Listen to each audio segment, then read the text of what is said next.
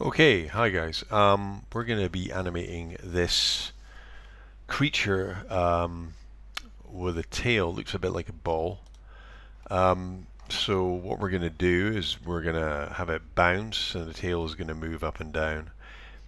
Oh, it's going to operate a little bit like this. The idea is that the ball squashes when it hits the ground, and then it bounces up again. In this case, just to make it look a bit more lifelike, I'm going to hold the bit in the ground. This is just one frame, but I'm going to hold it for 2 frames because it's meant to be a living object.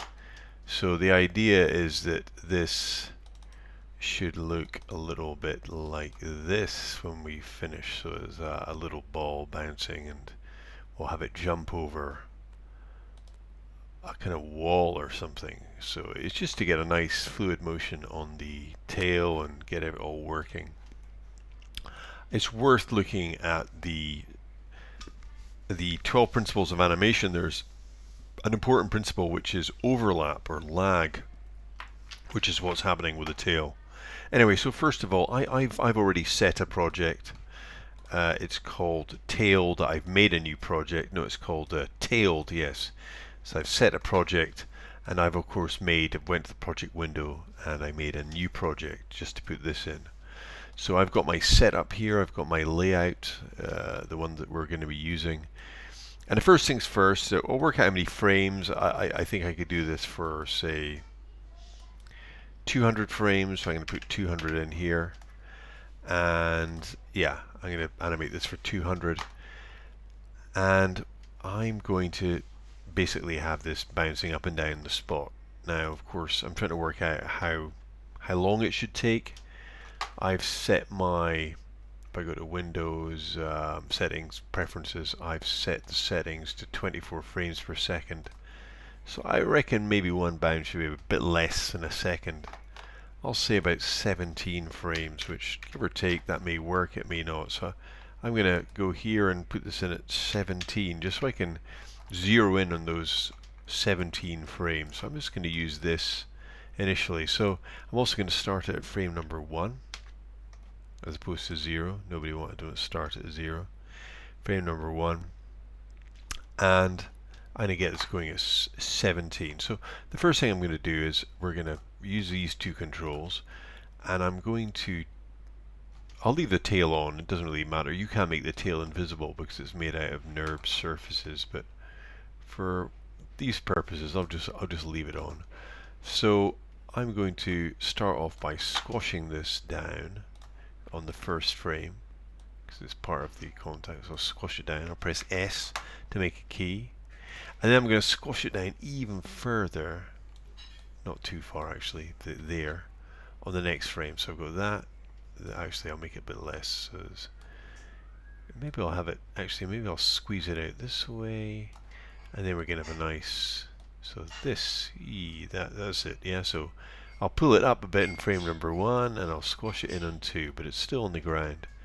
And then I'm going to copy frame number 1 by, if you right click on 1, and then left click and copy, and then go to the last frame you want it, which is on 17, and right click, and you end up left clicking on paste. I get the same frame. Okay, so this is what I have in my time editor. Now you'll see that I've got this, which looks good, and then I've got this really long kind of delay before it goes back again, which isn't what I want. But because what I want is I want it to squash, and then I want it to squash back out of this again, straight, yeah, up there, and then in about 2 frames I want it to resolve to be the same shape. So that means in 2 frames, if I go to my translate Y up here, I just zero this out. I want that to be the same, yeah. So I want it to squash and then be the same shape, yeah. And then essentially I want the same thing at this end. I want it, so maybe I'll put in the translation so you can see how this plays out. So I've just been using the deformation so far, this button. But I'm going to go to the translations now so you can have a look and see what I'm talking about. So the first translation, I just press S, is when it's on the ground, yeah? Then I press S again because I want a key here when it's down. Yeah, and this is the point where the ball comes off the ground. Now if it's 17 frames, the mid frame is going to be frame number 9. Yeah, so that'll be the exact midpoint. So at frame number 9, the ball's, oops, oh, that's for the tail's being left behind. The ball's going to be in the air. We'll see it's up here. Yeah, frame number 9. And then on frame number 1, the ball's going to be on the ground again. So again, if I want to copy, I can copy the frame. That's strange how it's being left behind. I can copy the frame. Copy. And I can go to 17 and right click on to get the paste, and then left click to paste it. So I can have this now. Yes, I got this. Now this, of course, the motion of this is not correct. And part of the problem is that the curve here, like the bouncing ball, is wrong. We have this Y curve that is easing, speeding up, slowing down, and slowing down again. So we have to do that thing where we hit the tangent, we break the tangent, like so, break, yeah, and then I'm going to lift this up just so we get these nice curves. I'll do the same thing on this side. I'll break the tangents and then lift it up. So this will give us more of a kind of a typical bounce, yeah. That looks better already, yeah. And you know, you can always alter things. If I want to compress it even more on this one, yeah, I could push it down slightly more. But anyway, I think it looks better, yeah. I might pull this out a little bit more here, so we've got more of a spring here, down, up again, maybe more, I don't know, and then resolves itself and then drops. Now here we've got this thing, we see the ball starting to stretch where it says it's coming down. So I'm looking at this controller now, not this one, not the movement, but just the stretch, the deformation. It's kind of stretching here, which I don't really want. I don't want it stretching as it's coming down. I really want the stretch, if there is any, just to be right at the bottom. I think I want to take this off. So an easy way to get this zeroed out is if I go to this here in frame 16, where it's got 0.261, I am just in this corner. I'm just going to zero this out, make that 0, and look, all of a sudden it's back to its normal shape. So then you have this, yeah, this, and this looks a bit better, yeah. Now we haven't done any rotations on this, and that's the next thing. We want the ball to have some rotations in the X translation. So I'm going to put a little bit in. Let's say it will start in my thing with it rotated slightly this way. I'm going to get rid of this key, and I'm going to have it up there. It's going to kind of become this, like this, and then it's going to drop back down to the forward position. And again, I'm going to cut this because I want it in this position on frame 17 here. So I'm going to copy this, copy, and I'm going to paste this on frame 17, yeah. So we get this. Let's see what this looks like. It looks a little bit unusual. So maybe this isn't great. So that.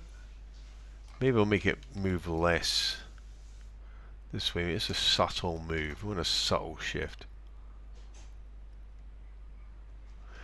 And also I think I want this to drop a little bit. Oh, there's the big problem. You can see that my Y, I thought there was something strange. It's not.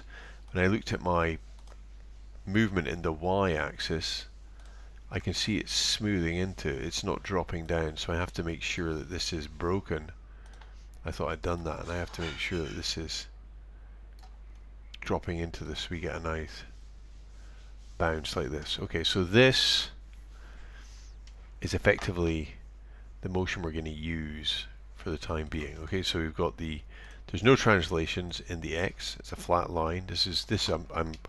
I'm touching the middle controller here, but we have nothing in the X. We got just in the Y. We've got the up and down motion, The Z, it's not moving in the Z, so it's completely flat. And then we've got rotation in the X, subtle rotation as it goes up and comes down again.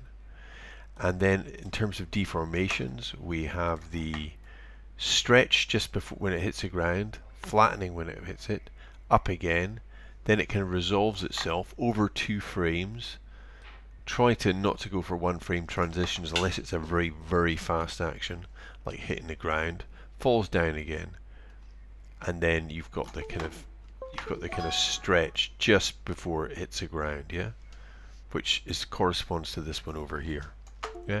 And always remember to save scene as, which I haven't done. I'm going to save it as tailed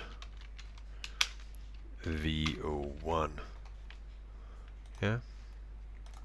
Okay, so that's the bouncing. Now we're going to move on to the tail. So, how does the tail work? Well, like lots of things, we're going to do this 1 frame at a time. Yeah, so I'm just going to open this up a little bit more in this direction because we're going to be doing this really in just in this window initially.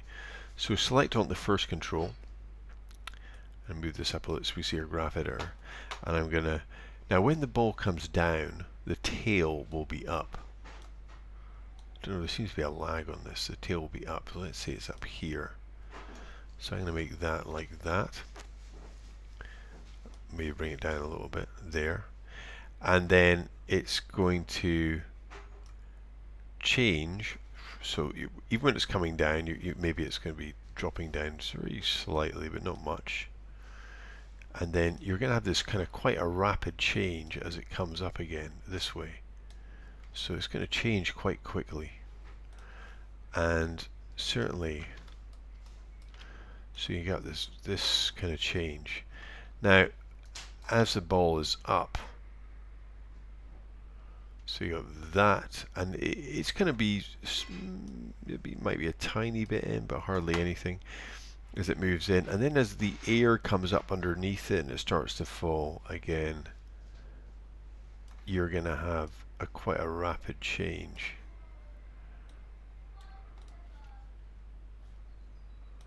So that's going to change quite quickly, yeah. So that. Have a look at this. You have to. You don't want the tail coming up too quickly. There was always going to be a bit of lag in it. Maybe I'll just move this over a bit. So maybe like this.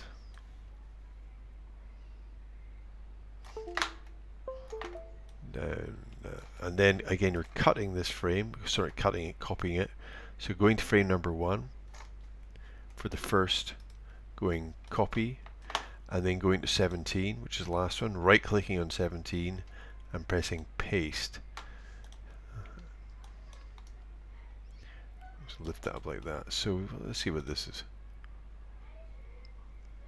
Yeah, it doesn't look too bad. So we've got this. This is what the rotations look like in the Z. Okay, just for one. So that's a, imagine if there was a spring just on this bit here. And the rest was, it's kind of what it would do. Okay, so now obviously this is going to be bouncing along a path, well, not along a path, but in a straight line towards a wall. So we don't want to have to keep on animating this. So the easy way to do this, saves us a lot of time, is if we go into the curves here. Well, first of all, we make sure we go to view that infinity is turned on. Yeah. And as we can see, with infinity to turn on, we got a straight line here, which means there's no animation before this, and a straight line here, which means there's no animation. But we want to loop this animation. So we go to the curves, and what we do is we go pre-infinity, and we go cycle. And look, it now cycles this animation backwards. And then, I can see there's a little bump here. We're going to go the other direction. And we go curves, and this time we go post infinity and we go cycle, and look, it does the same thing. So now this is going to bounce up and down, it's going to cycle up and down. Yeah. Now we're only showing 17 frames, but you'll soon see how this is important.